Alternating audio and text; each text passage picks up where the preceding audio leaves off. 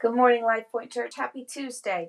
We are heading into a great day together. I believe God is going to do awesome things in your life today. Let's take a second and just bring our minds together, focus on His Word for a second, and see what God has for us today. In the year 1952, this day brought something very iconic to the American people. It was the Peanuts comic strip in which Lucy is holding the football and Charlie Brown says, "Are you going to move it this time? Are you going to move it this time?" And she says, "No, trust me, I'm not going to move it. I'm not going to move it." And he trusts her and he runs up to that ball and he gives it as hard of a kick as he can and she moves the ball and he falls flat on his back. And we've all seen this and laughed at this, but then also there's something inside of us that says, why does he trust her every time? Every time he goes and he trusts her.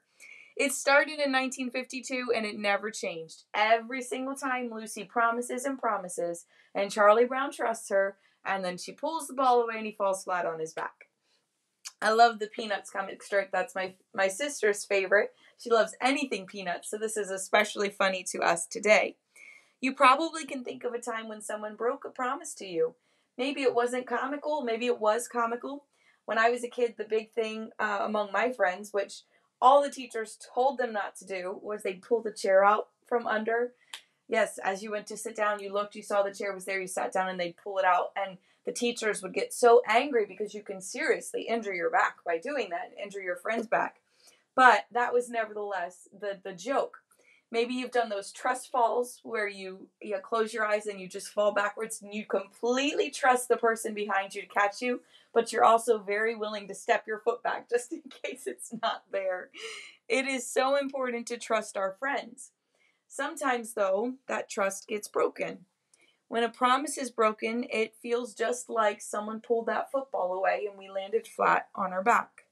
We're disappointed, we're hurt, and we're a little reluctant to trust that person again. And those are all very normal things. God built into us a response to when someone breaks our trust, and it's something that we have to work through and heal from and work with that person on if it's something that we need to get back in communion with them. That's why we need to be good promise keepers. We don't pull a Lucy on someone else. Our word is important. This reminds me of a time when the scripture says that Moses had half of the people stand on one mountain on the left or the right, and the other half of the people stood on one mountain. And the one side of the people proclaimed all the blessings that come when you serve God and follow the law, and the other side proclaimed all the curses that God would bring on the people if they didn't follow the law. There was a promise involved. The people promised that they would follow this law with all of their hearts. They promised to God that they would hold to what He was saying. Now, we know that that promise was broken.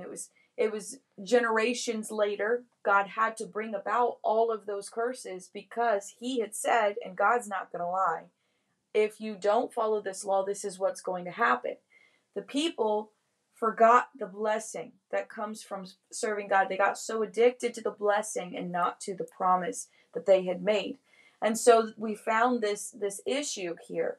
But the important thing to remember when you serve God is that it is just a promise. He's not going to force you. He's not going to make you. There is blessing that comes with it, but it's not something where you have to make sure that you don't fail Him that day, or you can't miss a day, or He'll slam a hammer onto your head. That's not how it works. It's a promise. It's a promise you've made to Him.